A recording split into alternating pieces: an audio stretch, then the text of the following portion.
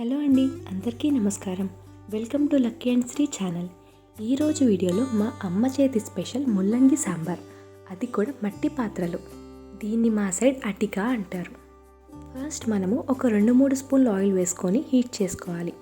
ఆ తర్వాత ఆవాలు, జీలకర్ర, మెంతులు వేయాలి.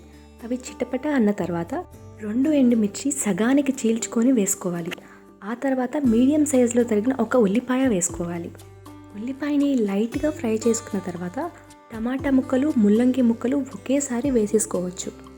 వాటితో పాటు 1 స్పూన్ రాళ్ళ ఉప్పు, 1/2 స్పూన్ పసుపు అండ్ 1 స్పూన్ కారం వేసుకోవాలి.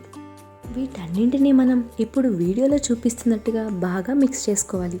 ఆ పసుపు, ఉప్పు, కారం ఇవన్నీ ముల్లంగి ముక్కలకి బాగా పట్టేలాగా ఇలా మిక్స్ చేసుకున్న తర్వాత ప్లేట్ పెట్టేసి ఒక 5-10 నిమిషాలు వీటిని మగ్గించాలి. మధ్య మధ్యలో ప్లేట్ తీసి వీటిని కాస్త మిక్స్ చేసుకోవాలండి, లేకపోతే అడుగంటేస్తాయి.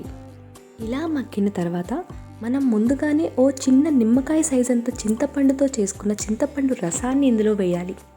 అండ్ అలానే కొంచెం వాటర్ కూడా యాడ్ చేసుకొని ఒక 5-10 మినిట్స్ ప్లేట్ పెట్టేసి ఈ ముక్కల్ని ఆ చింతపండు రసంలో బాగా ఉడకనివ్వాలండి. ఇలా ఉడకనివ్వడం వల్ల ఆ ముల్లంగి ముక్కలకి మంచి ఫ్లేవర్ వస్తుందండి.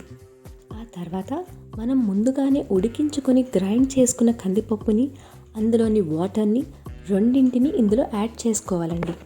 అండ్ మళ్ళీ ఇంకొకసారి మూత పెట్టి ఒక 5-10 నిమిషాలు బాగా తెల్లనివ్వాలండి. అండ్ ఫైనల్గా మనం ఈ సాంబార్ని ఒక్కసారి రుచి చూసేసుకొని ఏమైనా ఉప్పు, కారం తక్కువ అయి ఉంటే ఈ స్టేజ్లో వేసేసుకోవచ్చండి.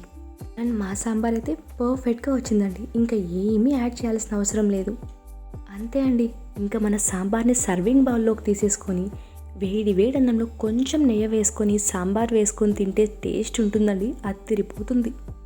మీరందరూ కూడా ఒక్కసారి ట్రై చేసి చూడొచ్చు కదండి.